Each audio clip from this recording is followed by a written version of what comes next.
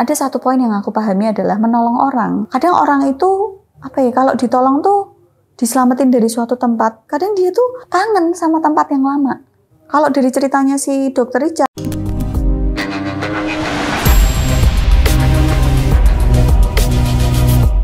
nah Mbak, ini kan banyak kasus-kasus yang lagi viral nih Mbak. Aku nih penasaran nih, pengen dengar Mbak ini mau komentari apa Mbak tentang yang terbaru akhir-akhir ini.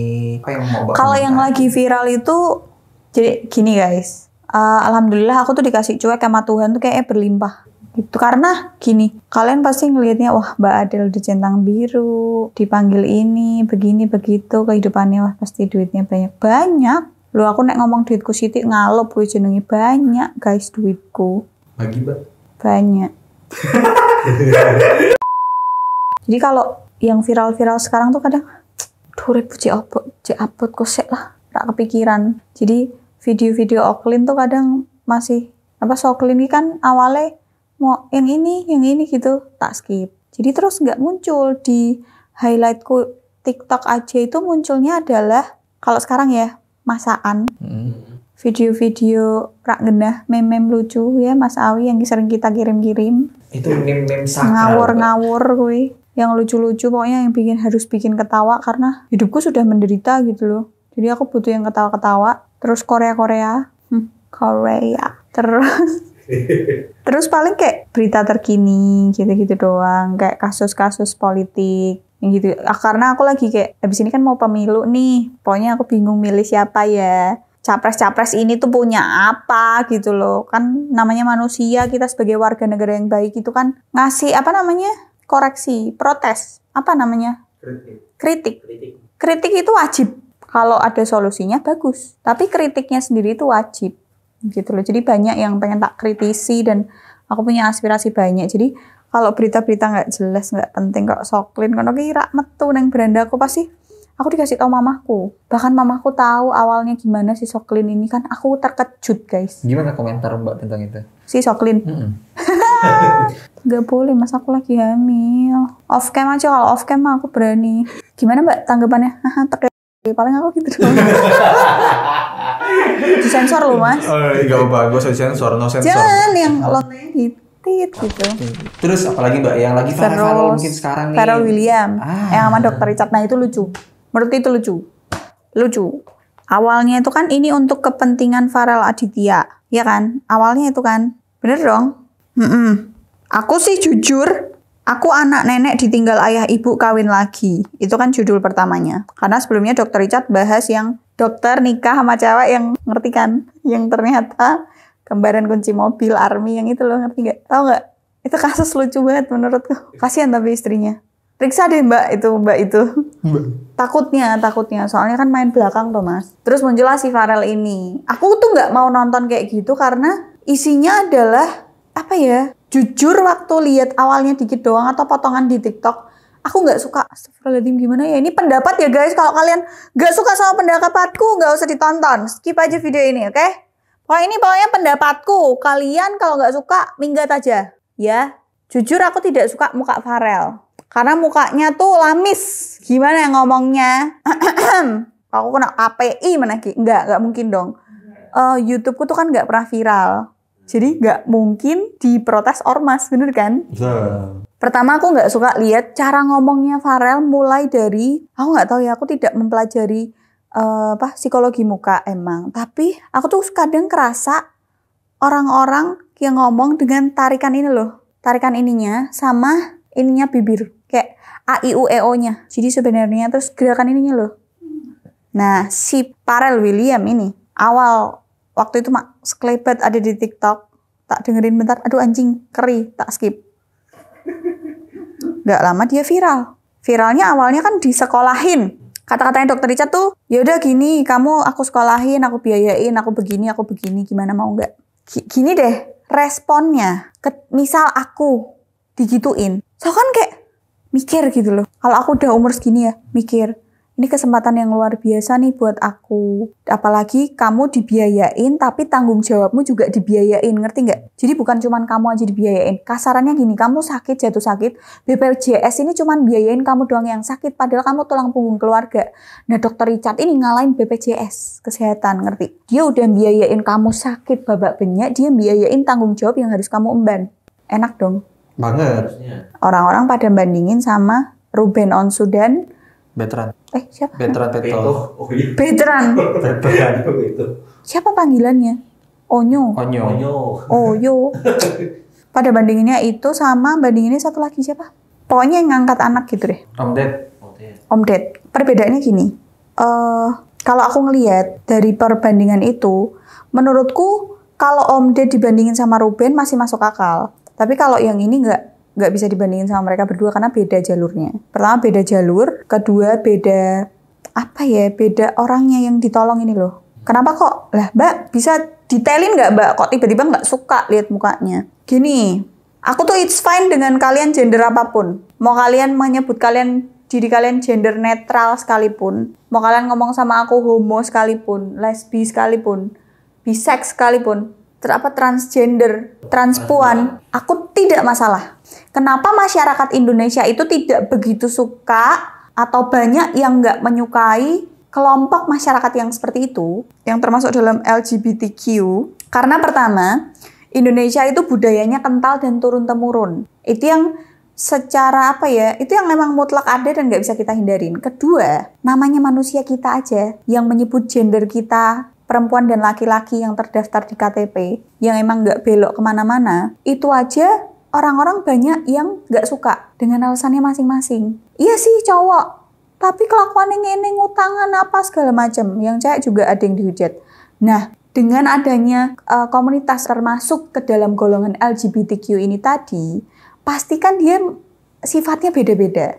Nah, adalah di masyarakat ada yang kecentok sama kaum LGBTQ ini yang kelakuannya badek. Kita kan sering lihat nih di TikTok yang biasanya mulutnya lamis-lamis itu kan sukanya ngerasani orang terus bongkar-bongkar aib dan lain sebagainya. Mungkin beberapa masyarakat gak suka dan akhirnya menstereotip, oh berarti semua orang yang sama atau semua orang yang bisa dibilang kayak transpuan atau yang banci, yang ini, yang itu, oh kelakuannya kayak gitu. Padahal enggak. Karena banyak juga kita menemuin orang-orang yang termasuk dalam golongan LGBTQ baik kan, membantu, sopan, ada tata kramanya. Perlu digarisbawahi itu dulu, penjelasanku, intermezzoku itu dulu, pendahuluanku itu dulu. Jadi aku menganggap waktu itu, dari awal lihat si Pharrell William ini, wah ketoknya bibit gitu loh. Dan ini bibit yang mungkin kepribadiannya kurang menyenangkan. Nah, aku lihatnya dari mana Mbak Adel?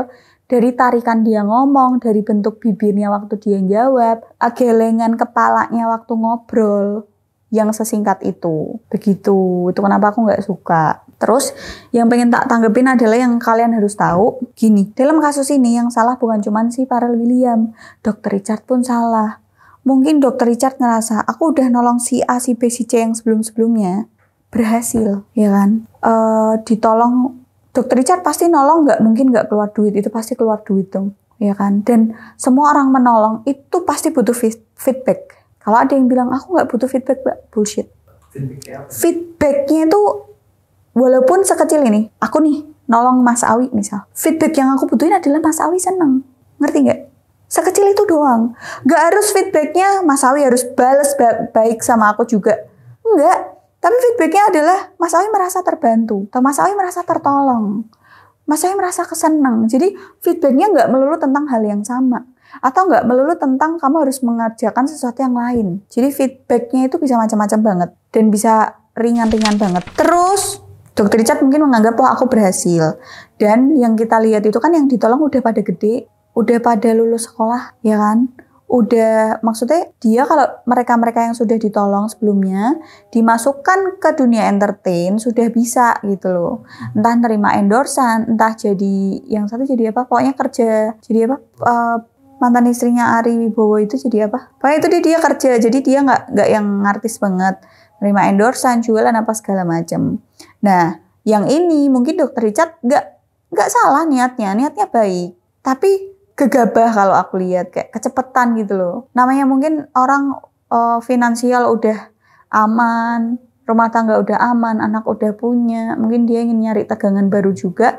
Oh, ada yang perlu ditolong, manusia yang baik nih Dokter Richard mau nolong. Dalalah kecepetan, observasinya kurang, baru ketemu langsung mau ditolong, nggak observasi dulu, nggak ke rumah neneknya dulu, bener nggak? Dilihat keluarganya, dilihat neneknya didatengin, yang jadi sumber ceritanya dan core ceritanya kan neneknya. Tapi aku nggak ada lihat Dokter Richard nyamperin neneknya dan ketemu neneknya dan cross check langsung bener atau enggak dan datang ke rumahnya lihat langsung. Gitu. Mungkin sebelumnya Tuhan emang menitipkan banyak rezeki orang ke Dokter Richard, tapi mungkin yang ini bukan. Mungkin Dokter Richard udah, wah yang ini bisa, lanjut ternyata bukan gitu loh. Yang tak highlight dari Dokter Richard itu sih, kalau dari Feralnya emang dari awal aku nggak, ya namanya pendapat kan boleh-boleh aja ya, nggak semua orang yang ditolong itu oke, kayak gitu. Jadi kenapa kok aku nggak bisa nyalahin si Pharrell Williams ini sepenuhnya, karena ya visual yang dia lihat gitu. Sekarang lihat Dennis Cadel, dia naik gara-gara apa? Gara-gara iPhone dulu pertama. Oh iya, betul. Dari hujatan netizen, ya kan? Dari nyari masalah, ya kan? Lucinta Luna dari bohong. Itu jelas-jelas bohong, publik tahu dia bohong dan dia menyadari bahwa itu caranya berkembang di Indonesia. Dia lihat lagi yang sempat viral yang dari Fashion Week, Citayam Fashion Week. Macam-macam deh manusia-manusia itu. Terkenal, dapat endorsan, punya uang, hidupnya masih sama, tapi dia lebih punya uang, jadi lebih bisa ngapa-ngapain dan lebih dikenal orang, lebih dikagumi orang, tapi hidupnya masih di situ-situ aja, ngerti nggak? Jadi visual yang Pharrell Williams ini lihat, itu ya kayak gitu. Jadi mungkin dia ngelihat yang itu, bukan ngelihat yang lain. Sedangkan mungkin maksudnya Dokter Richard, karena dia tumbuh dari keluarga yang ditolong oleh pendidikan, kan dia ngomong gitu. Akhirnya dia menganggap pendidikan itu sebagai penolong. Dan si bocah ini ditanyain mau. Seneng dong Dokter Richard nolong orang. Apalagi kalau jadi dokter beneran. Bisa kerja bareng dia di perusahaannya dan lain-lain.